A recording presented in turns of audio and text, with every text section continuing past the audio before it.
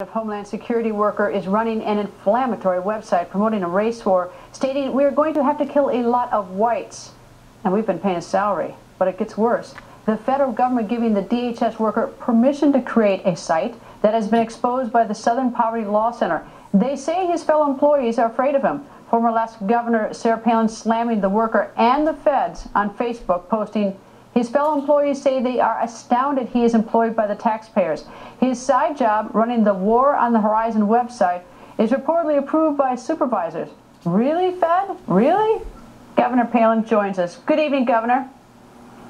Oh, thank you for covering this one, Greta. This one is unflippin' believable. This one is stupidity on steroids, Obama administration.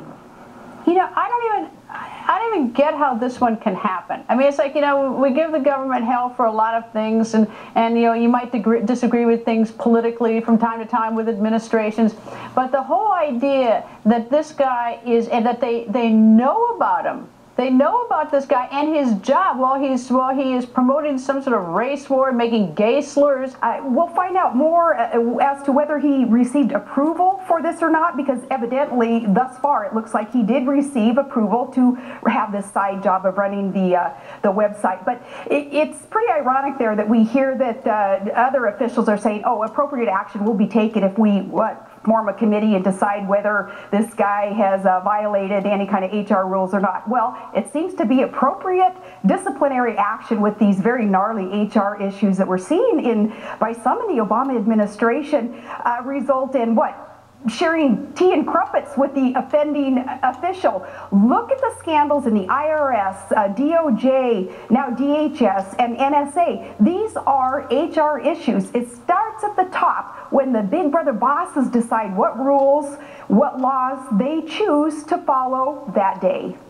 Well, I know that it's sometimes difficult to get rid of employees for the state government or the federal government, so maybe they're running into that. But if I ran that office, or if I ran DHS and someone came to me and said, you know, we have someone that everybody's afraid of, the first thing I'd say is, why are you afraid of him? And then I'd get the website, I'd look at the website and say, well, what's his job? My next question is, get him out of here. And they say, well, we can't fire him. I said, get him out of here. We'll pay him while he's at home while we do some procedure to try to get rid of him. I mean, it's like one of the remarks that was made to the Southern Poverty, I don't mean to insult postal workers, but the Southern Poverty Law Center said that they are afraid he's going to, quote, go postal in their office, and not to pick on postal workers, but, you know, so there's a genuine fear in the environment, yet the government just sort of looks the other way.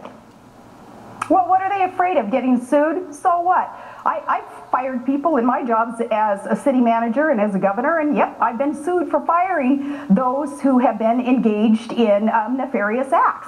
And so what? So you get sued. You have to go through that process. Unfortunately, you know, this is a society that loves these lawsuits, and so often it's the innocent who have to end up paying. In this case, it's going to be the taxpayer having to pay for court costs and everything else if the guy does decide to sue. But so what?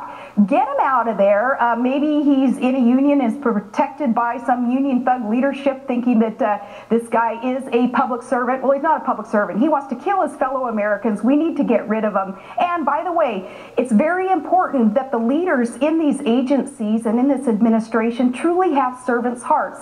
It's got to be more than just security for a job security for an individual like this official. That isn't what we should be concerned about. It needs to be servants' hearts serving we the people.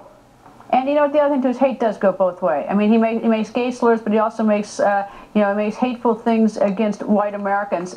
And so the irony, when I looked at this story, the irony for me is I thought it was so horrible when lawyers at the SEC were downloading porn on a taxpayer dime. I thought it was bad we're paying for that. I never thought I could think something was worse. Now we're paying for someone who has a website that's promoting nothing but discord at best, and at worst violence against gays and whites. I mean, it's just bizarre. It's bizarre, as I say. It's stupidity on steroids, this one. I'm curious if you know, if I guess the idea would be to move them out of there temporarily. Do you think, is there any possibility that you know, mind that, you know, the government's just so big that, you know, that it just never sort of made its way up to the head of the DHS or even further?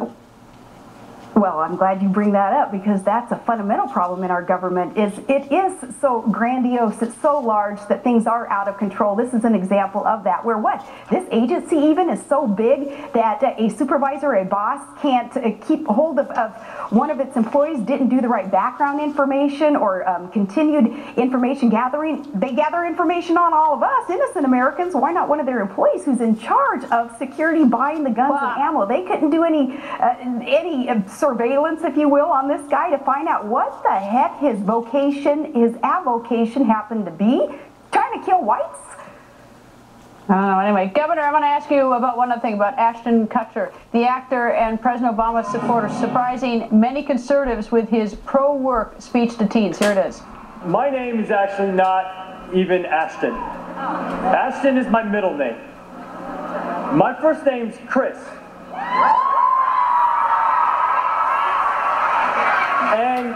And it always has been. It got changed when I was like 19 and I became an actor. But there were some really amazing things that I learned when I was Chris. And I wanted to share those things with you guys because I think it's helped me be here today. So it's really three things. The first thing is about opportunity. The second thing is about being sexy.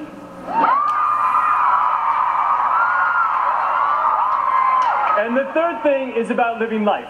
So first, opportunity. I believe that opportunity looks a lot like hard work. When I was 13, I had my first job with my dad carrying shingles up to the roof. And then I got a job washing dishes at a restaurant. And then I got a job in a grocery store deli.